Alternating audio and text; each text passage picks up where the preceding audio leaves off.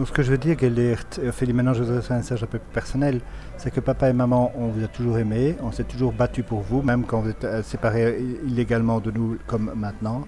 Vous devez savoir que la Hongrie, c'est pas le bon pays pour vous, que vous devez être avec nous et que voilà, que vous êtes en danger en Hongrie et que la solution pour vous, c'est de vivre avec nous à l'étranger ou en tout cas que notre mamie se rende avec vous à un poste frontalier alors et ou dans un pays voisin à l'insu de Dioris Sabolch et que vous alliez introduire une demande d'asile dans, dans ce pays. Mais ça suppose aussi que vous devez rester dans ce pays. Et ça paraît difficilement réalisable. Mais Gaël, lorsque tu auras 18 ans, tu dois savoir que tu dois essayer de nous retrouver si on n'est pas en prison. Et même si on est en prison, bah, tu dois te battre et tu vas devoir aller aussi toi-même, parce que des mineurs peuvent le faire dans un pays voisin. Personne ne peut te retenir d'aller dans un pays voisin et de demander la protection de cet État. Et des mineurs non accompagnés aussi vont parfois dans d'autres pays pour demander la protection de ce pays parce que même dans votre cas vous seriez par exemple forcé à payer une dette avec laquelle vous n'avez rien à voir parce que nous avons tous les documents, papa et maman, même si nous sommes en prison, nous avons tous les documents qui prouvent que normalement eh bien, vous n'avez aucune dette à payer parce que vous avez renoncé à la succession de votre grand-mère. Et vous devez savoir aussi que papa aussi a renoncé légalement à la succession de votre grand-mère et que maman n'a rien à voir avec cette succession vu qu'elle n'est même pas un parent de votre grand-mère belge de Costa Betty. Voilà, c'est ça que je voulais vous dire. Alors, très important. Voilà, alors vous me manquez énormément. Il est évident que je me bats pour vous. Je suis en grand danger, mais je me bats pour vous. Maman aussi est en grand danger.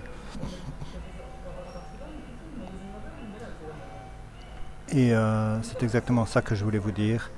C'est que voilà, j'ai tout perdu. Bien sûr, j'ai dû arrêter mon boulot, en même temps que maman aussi. On vous a perdu alors que c'est illégal. Vous êtes séparés illégalement de nous.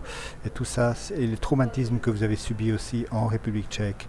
Et votre séparation de nous, le fait que nous ne nous voyons plus, le fait que vous ayez dû quitter la Belgique à brûle-pourpoint très rapidement. Je sais, Gaëlle, tu es nostalgique de cette période, mais tu dois savoir que sans la mafia et sans la police, sans la protection de la mafia par la police, eh bien, normalement, tout ça n'aurait dû jamais arriver et nous serions probablement encore en train de couler des jours heureux au 19 rue de la Sille à 4, parce que même probablement que maman et papa ne se seraient pas divorcés non plus et on serait encore en train de couler des jours heureux à 4 à jouer au football dans la prairie au fond du jardin. Ce n'est pas notre faute, c'est la faute de cette criminalité qui était cachée derrière et de l'utilisation de mon nom et de mon identité derrière mon dos pendant probablement de très nombreuses années et derrière bien sûr le dos de maman et derrière votre dos aussi. C'est la faute en réalité à qui?